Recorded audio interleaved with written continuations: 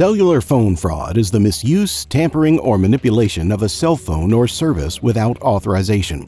SIM switching, cloning, or subscription fraud are examples of cellular fraud. On today's episode of Fraud Files, we will be talking about the case of an Australian tech entrepreneur who was given a lengthy prison term of more than 8 years for a massive consumer fraud scheme. To get all the details in this story, make sure you watch till the end, and don't forget to hit the subscribe button to become part of this channel and click the bell icon to get notified of our subsequent videos. U.S. District Judge Annalisa Torres sentenced Evgeny Zvetnenko, also known as Xenia, a dual citizen of Australia and Russia, to 98 months in prison, the Southern District of New York's U.S. Attorney Damian Williams stated. On February 18, 2022, Xenia entered a guilty plea for his part in a scheme to defraud mobile phone users out of millions of dollars in monthly fees for receiving auto-subscribed texts about trivia, gossip, and horoscopes without their knowledge or consent. This practice is known as auto-subscribing. The component of the fraudulent scheme that was orchestrated by Xenia and his co-conspirators scammed mobile phone consumers of over $41.3 million and brought in more than $20 million for them. In conjunction with the fraud, Xenia personally made about $15.4 million, which he gave back before being sentenced.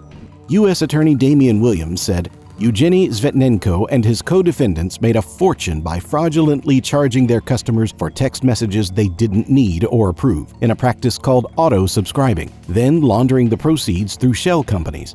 Zvetnenko is paying a steep price for his mobile scam, as he was already paid back over $15 million in forfeiture and will now spend 98 months in federal prison.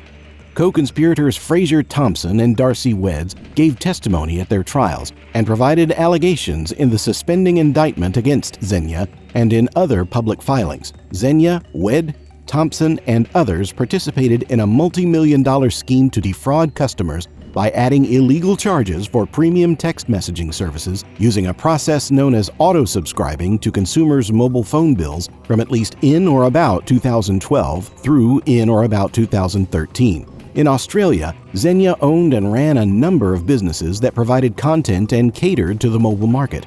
Among other things, these businesses produced and offered consumers premium text messaging content. Wedd was the owner of Mobile Messenger, a U.S. aggregation firm in the mobile phone sector that added as a go-between for content suppliers, including a few of Xenia's businesses, and mobile phone carriers. The monthly expenses for premium text messaging services incurred by a certain mobile phone subscriber were put together by Mobile Messenger and added to that customer's cell phone bill.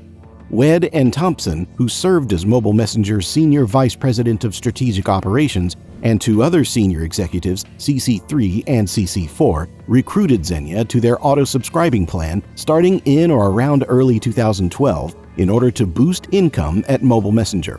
Xenia approved and formed two new Australian content suppliers, CF Enterprises and Digimobile, to automatically subscribe on the aggregation platform of Mobile Messenger.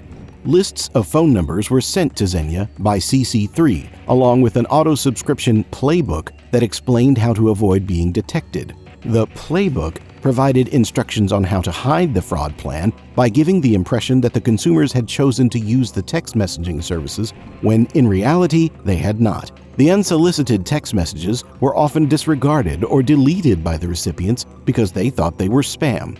Regardless, the consumers were charged $9.99 per month for receiving the messages, the charges generally appearing on their cell phone bills in an abridged and perplexing manner, such as with meaningless bill descriptors that frequently consisted of arbitrary letters and digits.